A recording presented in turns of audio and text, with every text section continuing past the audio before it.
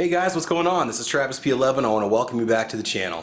Well guys, we've taken the X-Aegis 6 to 24 by 50 millimeter rifle scope to the range. We put it through its paces, and today I just want to do a quick tabletop review with you and let you know whether or not if this is a scope that I recommend. Now, if you are a fan of the channel, you know that I've done some testing on some low price optics lately. We had a Pinty HK brand 3x9 by 40 scope that we tested.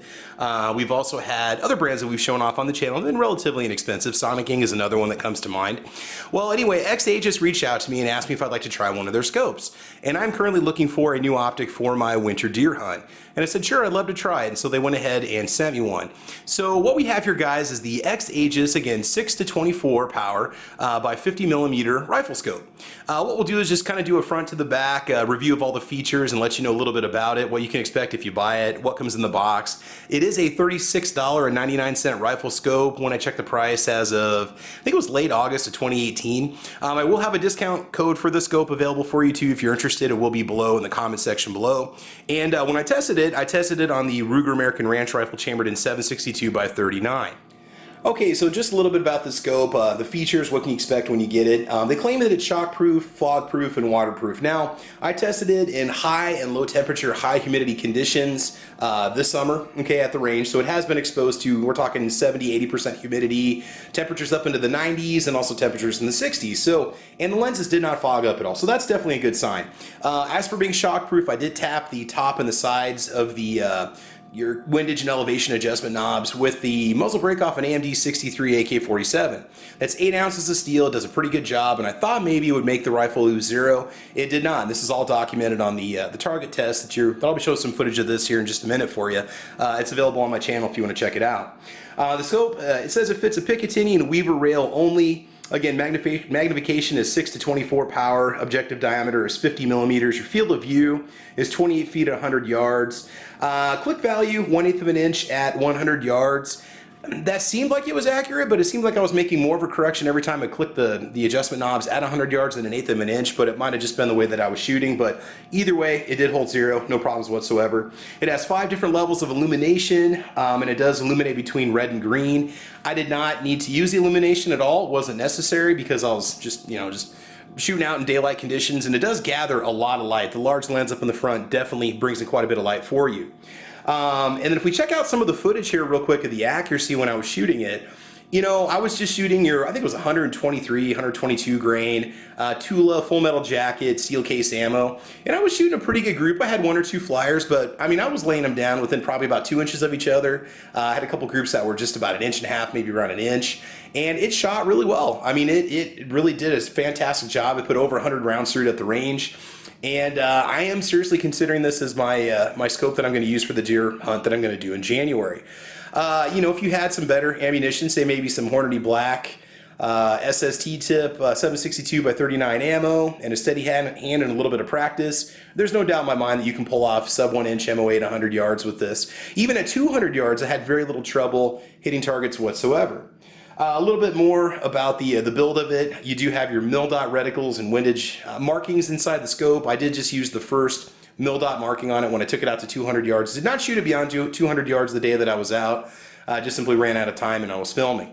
So let's go ahead and take a look and see what you get in the box, and we'll go from there. And just a few more quick specifications for you. Eye relief is 3.52 inches. I can verify that is correct. Your tube diameter is 1 inch or 25.4 millimeters. Length is 40 centimeters, net weight is 630 grams. And if you go back and check out my unboxing video, I converted all that to standard units, pounds, ounces, etc. It does include a 2032 battery, which is nice because it was already ready to go right out of the box. And then we'll check out some of the accessories that you get. Now, it does come with these high-rise rings, which you may or may not like. I was fine with it. I was able to use them, but I may get some lower profile rings. I definitely could drop these down probably 1/2 inch and not have any problems if it went smaller. So if you had a rifle that had iron sights on it, there's a chance you'd be able to use them, which is really nice. In the box, they do give you the Allen wrench to mount them with. You do get the rings included, like I mentioned before, and all the hardware is ready to go. It was packed in foam, nice and neat, so it would be getting to me in one piece, which is always a bonus.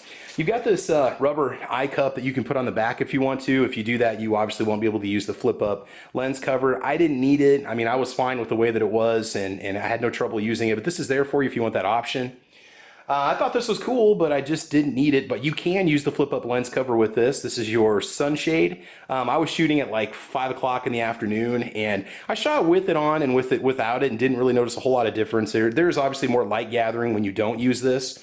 But you know, maybe if you're going to do an early morning shoot and the sun could be a factor, you might want to screw this on the front of the scope, and you know, it's going to add a couple inches to it, obviously, but and very little weight. It's just made out of aluminum, but I think it would definitely work well for you if you wanted it.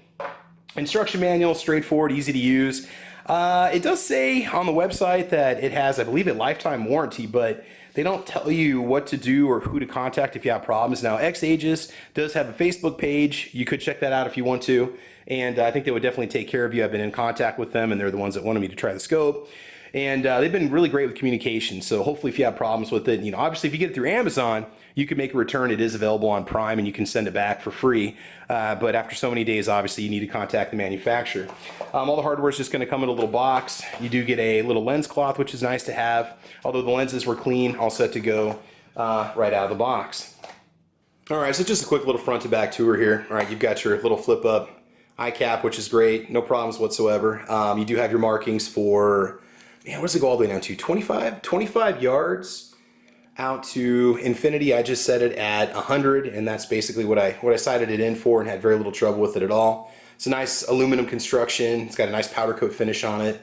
It doesn't show hardly anywhere at all. You got your markings here, your mil dot markings. So you're all set to go there. Your windage and adjustment knobs. You may, again, I'm not an optics expert here when it comes to zeroing rifles and using, you know, the fancy knobs and dials. You might be able to calibrate these so that they have a set zero for 100 yards. So if you make adjustments, you can quickly come back to it if you need to. I don't know. They try to explain it in the instruction manual, but it doesn't make a lot of sense. So again, I just simply use these to make my 1/8 inch adjustment at 100 yards. They're audible. They didn't move. And again, the rifle was true the whole time I was shooting it. You've got your 6 to 24 power knob on the back here. And then you've got your knob that you use here to turn on your illuminated reticle with your 5 different levels of brightness. And again, it worked just fine. And again, in my initial unboxing video for the scope, if you check it out, I do actually do a little optics test, and I show you what it looks like when you look right through the rear and you turn on the optics and all that fun stuff. The rear, okay, so you do have the flip-up lens cover. Okay, so funny story. I was shooting this at the range, right? And every time I pulled the trigger, I felt something hit me in the forehead. I thought that it was some sort of pressure coming off the barrel, because I fired high-powered rifles before, and I've noticed this kind of like smack to the face that you get in the differential in the air pressure. Now, granted, that was 338 Lapua and 50, you know, BMG or 50 caliber, whatever. And you know, I was like, wow, man, that's pretty painful. But what it was, I went back and looked at the video footage. This was smacking me in the head every time I was pulling the trigger. And again, I kept thinking it was the air pressure or particles coming off the barrel, you know. And after watching the footage, I realized that it did leave a little bit of a red mark on my forehead. So don't be shocked that this thing pops you in the head every time you fire. Now, granted, I was, you know, probably 1.5 inches away from the rear of the scope. But it is kind of funny to go back and watch the footage of me getting popped in the head. And you can check that out on the footage where I was actually shooting the target itself. So I'm going to leave it on there when I take it out hunting, obviously. But I wish this had maybe a little bit stronger spring to keep it. I mean, it does pop up with no issues at all, but just a minor annoyance about the rifle. Again, some guys made comments on the earlier video about the height of the ring, saying, man, those just look way too tall. You can't get a decent enough cheek weld on it. I had no trouble at all, but again, I may consider more compact rings. This is gonna go back out to the range again, and we are gonna run some Hornady Black through it so that I can test it and see just how accurate it's gonna be, and just make sure it's gonna be all set for deer season, because I don't wanna run into any issues when it's go time. All right, so let's bring it back for a few final comments, and we will go from there. All right, so the big question is, you know, is it worth it? Is it worth the $36.99 that it would cost somebody to buy? You know, I think so. If it didn't hold zero, if it had any issues, if it had some sort of hardware failure, I definitely would have let you guys known about it. I mean, I've got no stake in these videos whatsoever. If this thing doesn't work out, you're going to see it. And you've seen my equipment fail in my videos before.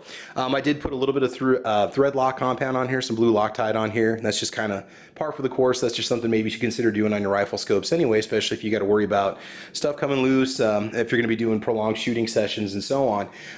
Again, these little mounting bolts for the Picatinny style rail, the that comes on the Ruger rifle worked just fine. I did have to make a few adjustments to get it to fit. It's not a mill standard Picatinny rail, but it works with Picatinny style mounts and so on.